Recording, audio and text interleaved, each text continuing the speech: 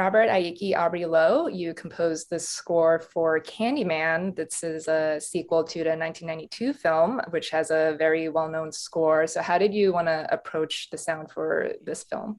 Um, so we had a lot of conversations very early on in the process about the score, what the score would look like or sound like rather. And for me, it was very important to be able to reference the original film in some way, but to try to steer clear of anything that was too concretely connected to the film. And so and obviously I did in the end rework one of Philip Glass's original pieces from the film from The music 1992. box, yeah. Yeah, exactly. But that was the last thing I did. I had completed the entire score before I even approached consideration of what that would be, because I wanted to be able to build the world first. I wanted to have a very specific vocabulary that stood on its own, as well as have the film stand individually, living in the same universe as the original film, but being its own entity. And so I was then able to go back, think about what Philip Glass had done with the original score, and do an interpretation of the music box theme that lived already in the world of the score that I had created. Mhm. I love the score because I feel like people might have like a traditional sense of what a music for a horror film might sound like, and it's just kind of like loud and frenetic. But this one is it's almost like hallucinatory, which I think works with the themes of the film as well, and plays with like illusion and reality and like warped reality and everything. And I know you were on set filming just sounds, right? In the street to accomplish this? That was a part of my initial proposal. Once I had been approached about potentially doing the film, I sat down, thought about it. I had read the script, and came up with some very clear intentions, and things that I really wanted to focus on in creating the score. Um, One of those things being the sort of psychic energy of that sound in the score is a textural element throughout, so that the actual energy of the space lives inside of that score. Um, you know, Basically building a landscape that would ultimately live as a character within the film. And consideration obviously of the original film and the original score, doing field recordings of the locations, specific instrumentation that I wanted to use, as well as being able to make a as complex a score as I could, an electroacoustic score, utilizing electronics, utilizing acoustic instruments, and then blending them in a way in which at times you don't know what is what, and that also builds itself into the mythology and this idea of illusion or reality versus fantasy that is played with throughout the film.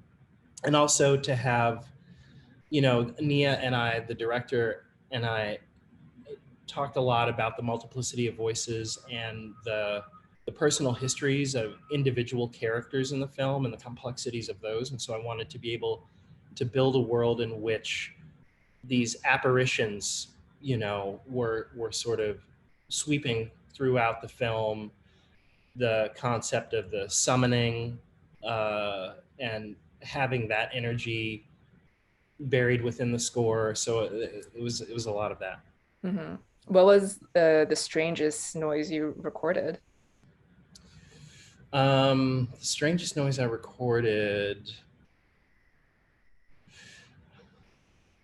I feel like one of the more interesting noises in the row houses that were abandoned in Cabrini Green, where a good chunk of the film was shot. There were electrical boxes on the outside of the old row houses, and I was doing recordings on the inside of the electrical boxes and basically collecting the sound of the door creaking, the wind rushing through, and basically being filtered through this metal box. But then I took those sounds and then processed them down again, and utilize these cut up techniques and rearrange the sounds. So you don't have you don't have the feeling of that specific thing.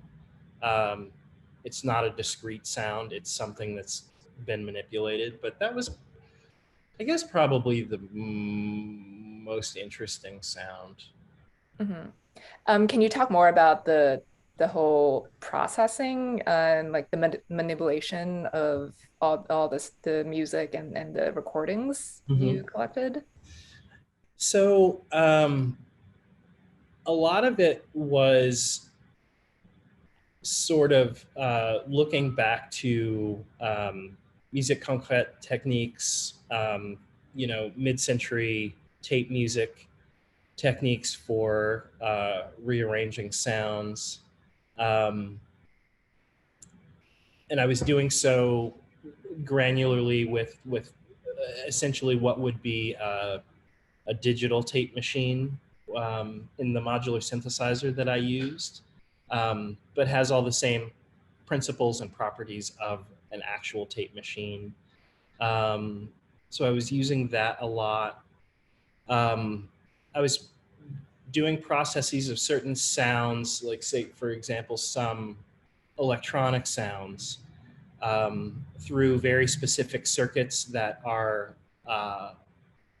optical circuits. So they have a slower response time and actually sound like something naturally being struck. So I was able to create percussive sounds that sounded like a membrane of a drum being struck, but it was actually a sine wave being put through a low pass gate, which was sort of creating this. It became almost tactile, these sounds.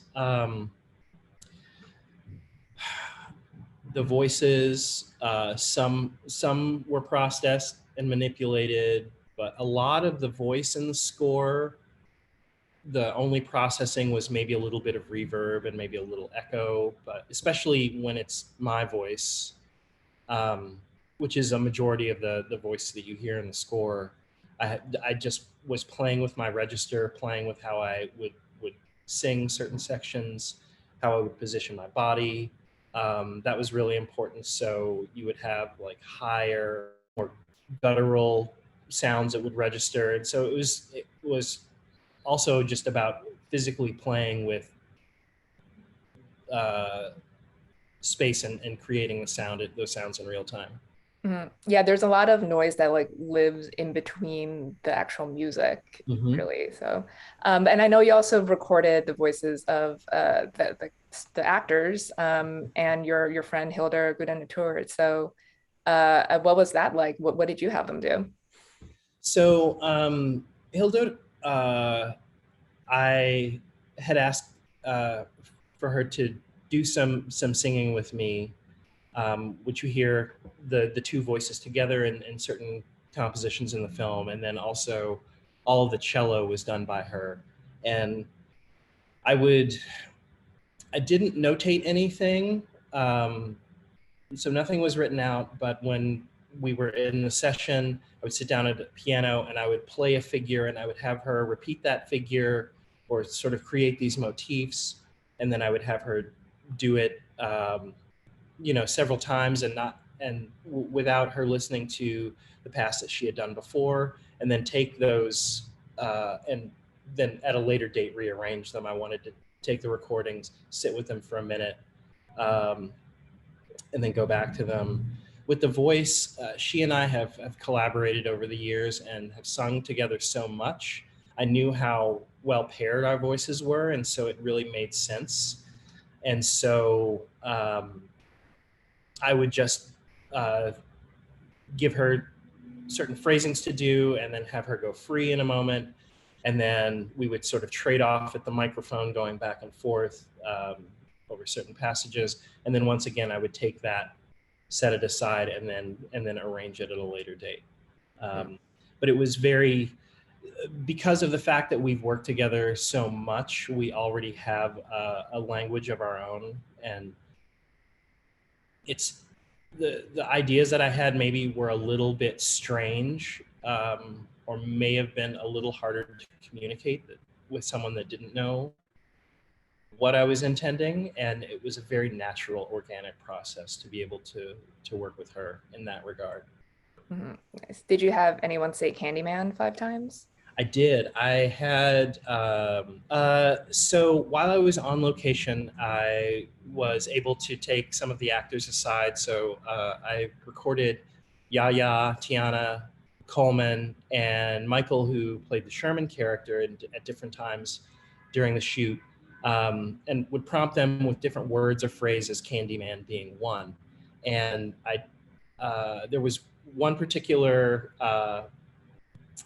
delivery of Candyman that Coleman did that I liked a lot, and took that and processed that down, stretched it, cut it up, rearranged it, and it became this sound that was all of a sudden no longer recognizable as a human voice or as a word, but taking it within the score, it maintained the psychic energy of that summoning, which I thought was really important. And so subliminally, you're still getting that thing, even though you don't understand what it is that you're hearing. Right. Awesome. Well, Robert, it was great speaking with you. Thanks so much for your time, and we'll see you back in a little bit. All right. Thank you. Bye.